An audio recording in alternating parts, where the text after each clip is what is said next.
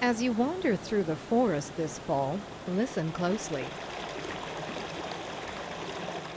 If there is a river or stream nearby, chances are there are fish in it, and you can hear them splashing their way upstream during their annual migration to spawning grounds like the Millstone River in Nanaimo. It's a bit early to forecast for what the coho returns are going to be, but what we're seeing is there's a lot of coho already in the system, and earlier run timing and larger amounts of fish already showing up is good indication that we're going to have a strong coho year this year. Coho salmon were first introduced into the Millstone River in the early 1980s. However, a series of waterfalls prevented the salmon from reaching a rich watershed with a myriad of streams and tributaries. 6 years ago, dozens of partners from government, community groups, industry, and individuals came together and overcame funding and technical issues and carved an 800-meter channel through Bowen Park so the salmon could get past the falls. You know, many decades ago, we damaged a lot of coho habitat on Vancouver Island, all the little streams, and this is one way for compensating for that and mitigating for all that damage.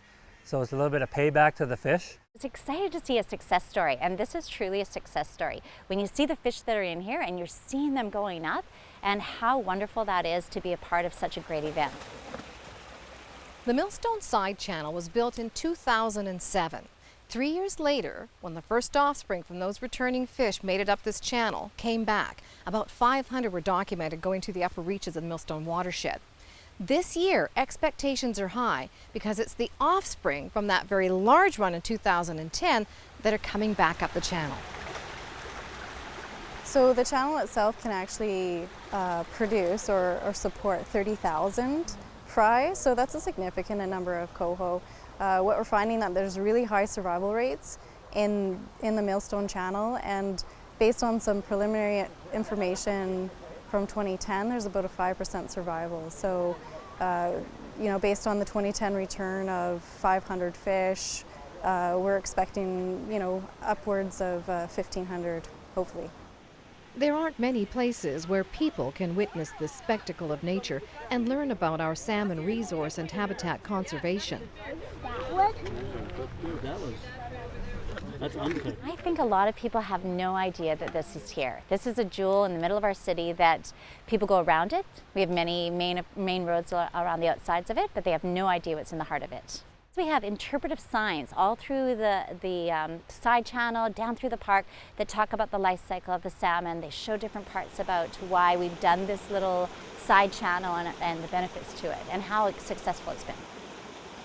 It's a great opportunity for DFO to work with a lot of the community members, including the City of Nanaimo, Vancouver Island University, the Island Water Fly Fishers, the Nanaimo Fish and Game Club, as well as numerous other community groups, to show their support and bring coho to a local area where people can come and see them, and it's a beautiful time of year, so it's a great place to come with your kids and see coho right in the heart of the city.